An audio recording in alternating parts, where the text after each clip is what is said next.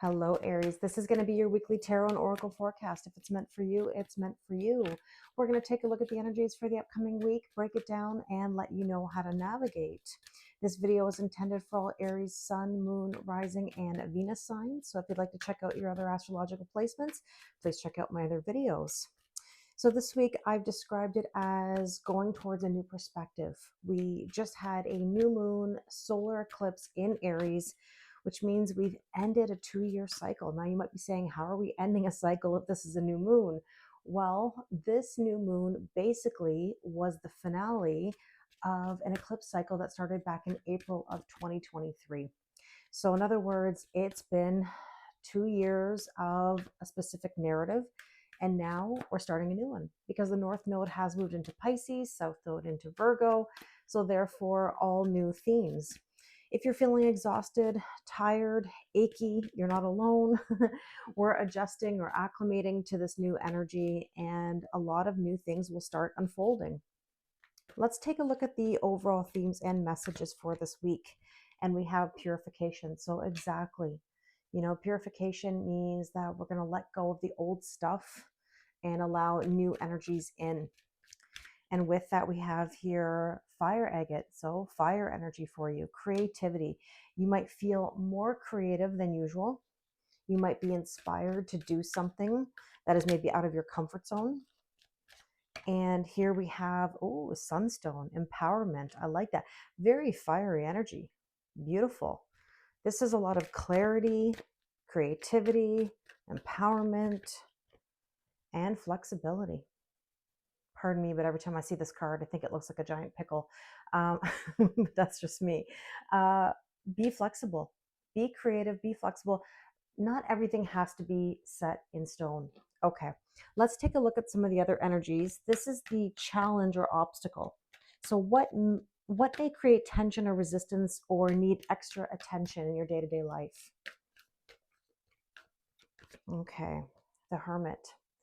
So one challenge may be that you want to isolate yourself, and there's nothing wrong with having some alone time, but the problem is that can linger. We do have to make moves at a certain point. We can come up with ideas, but we have to get moving. So the Hermit energy could indicate wanting to stay in, isolate, but it also indicates determining what you want. What do you want to do? And that can also be a challenge if you're not sure.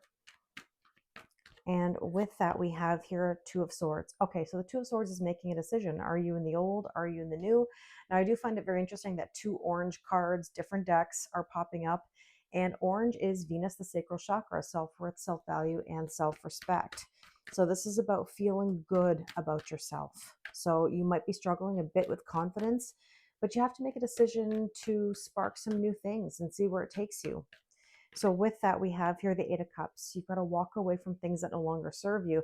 Wow, I feel like these colors in these 2 cards are really matching, because the root chakra, red, is about our foundation. And so the Eight of Cups is telling you to walk away from the things that no longer serve you, to feel empowered to do that. Something might be inside of you saying, you know what, I got to make this move. I can't isolate forever. But that can be the challenge. How do you walk away from things? How do you find that inspiration or that empowerment? And here we have the Knight of Coins. Well, it's very hard to trust the process sometimes. I mean, it's the best advice that I could ever give you. However, it's up to you to have the discipline to push yourself when it's tough.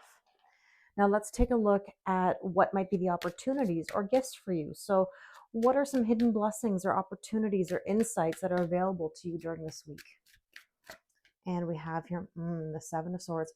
Seven of Swords can be a card of deception. It can be wearing a mask. It can be fear. So there could very well be this need for authenticity. So something may come to light that you need, as in it might be hard to digest, but it might be needed for your growth. Okay. Or it could also be that you're ready to take off the mask. You're ready to live more authentically. There's the Four of Wands, 1111. That is a gift in itself, because really this is 1111, spiritual ascension, celebration even.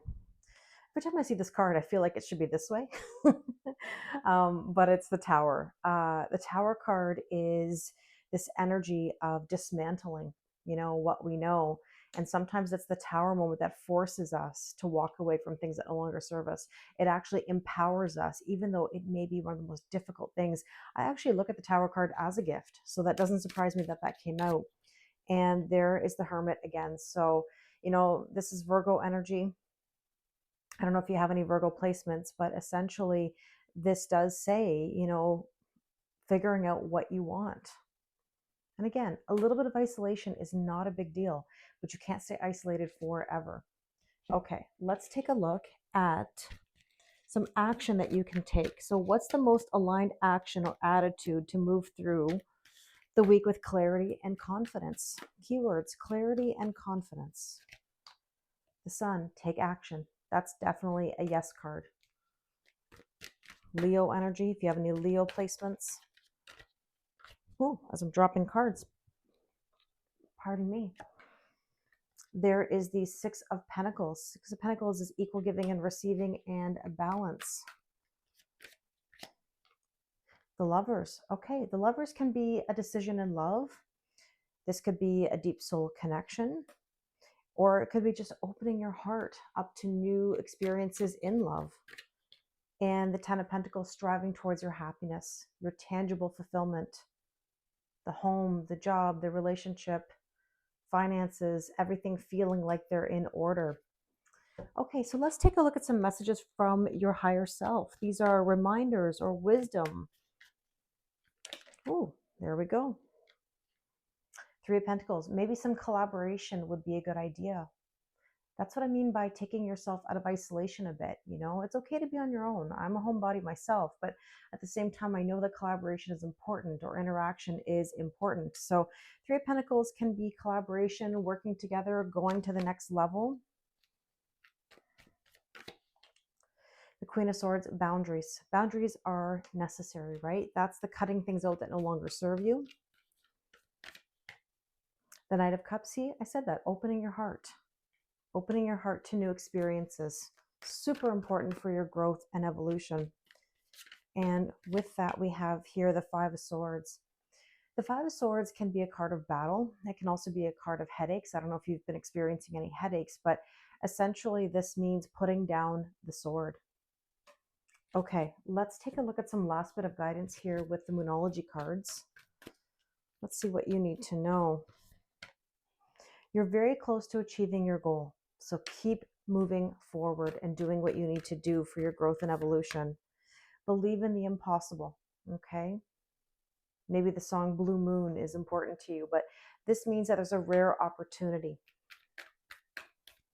And with that, we have luck is on your side. Everything is going to be okay. That fire energy, a lot of fire energy has come through in this reading. I really hope this reading has resonated with you. If you'd like to do a personal reading with me, the link is in the description box below. Oh, I got Jimmy in the background. I don't know if you hear him meowing, but thank you very much. And I wish you an amazing week.